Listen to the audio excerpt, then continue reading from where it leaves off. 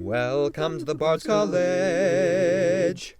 Our voices sing all the legends bold, where stories gather, sweetly spoken stories gather, sweetly spoken facts.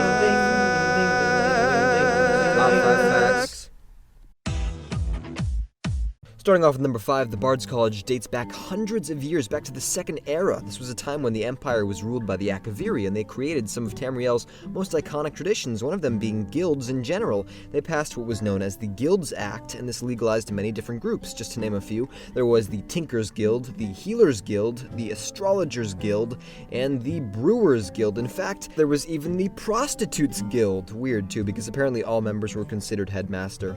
But among these was the Minstrels Guild. Now, of course, over time that name has shifted into what we now know as the Bards College. Perhaps they thought it was more of a fitting name since you specifically have teachers, you take lessons, you give performances, that kind of thing. But regardless of the name, the roots of this guild go back to the earliest organizations ever created. Number 4, the college's most prominent festival, the Burning of King Olaf, is not based on truth, but on accusations. See, ever since the First Era, it's been widely accepted that there was a high king known as Olaf One-Eye, and his claim to fame was that he defeated the powerful dragon Numinex on top of Mount Anthor, using the power of the Thu'um, and then brought him back to Dragon's Reach to be held in captivity. Now, his other successes also include reuniting the people of Skyrim after 50 years of civil war, as well as conquering the Reach from the Forsworn. However, the bards do not believe this. They follow the writings of an ancient poet known as Fafnir, and he believed that King Olaf was a fraud. He thinks that Numinex was already too weak to fight, he just had to be moved to Whiterun, and that Olaf used deception to then take over Solitude for himself. Now, of course, the truth is a long way away. We can't be exactly sure of either one, but I leave you with two observations. One, when you visit Sovngarde, you can find King Olaf's spirit in the Hall of Valor. Just him being there implies that he did complete great feats of heroism, much like taking down a dragon. 2, Viarmo is okay with you rewriting King Olaf's verse, just as long as he can put on the festival again. That's an ancient relic that you're tampering with. So it seems the college's traditions, as well as what they teach, could be based on nothing but a lie. Number 3, many of the members hate each other, and what do you expect from a group of singers all vying to be Skyrim's next big star? But let's break this down. Pantea, the master vocalist teacher, she doesn't really like anyone. She thinks all of her students are wasting her time, with the exception of just Aya, who she thinks does actually show some potential, but that said, Aya doesn't like her back. She doesn't really like any of her teachers. If you kill Pantea, she'll send you a thank you note, and then if you kill her lute teacher, Ingi, she'll send you 50 gold. She also criticizes Yorn for being at the college in the first place, because apparently soldiers don't know anything about music. Then we have the student Ildi, and she doesn't think anyone likes her. Unfortunately, that is true. Many people don't. But if you kill her, you'll end up getting a thank you letter from Lisette, who's the bard at the Winking Skeever on the other side of the city. And then likewise, if you kill Lisette, you'll get a thank you letter from Ildi. Who knows, maybe she's just jealous that Lisette is actually working, building a reputation for herself. Then, to top it all off, Bent the chef, he doesn't like any of them. He refers to them as popinjays, people who are just full of themselves. So if you came to the college looking for friends, not the right place.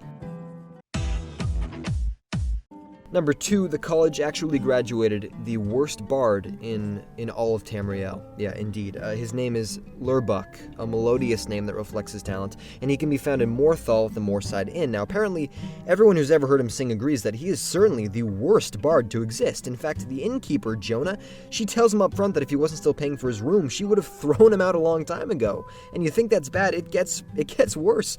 If you join the Dark Brotherhood, Nazir, he tells you that so many people want him assassinated that they had to hold a lottery and just pick at random to see whose contract would be fulfilled. I mean, he really is that bad. And what's annoying is that he doesn't even know it. He's one of those people, they just think they're so fabulous when everyone else has their hands over their ears. Just give it a couple hundred years and the college will be singing about Lurbuck, Tamriel's greatest bard.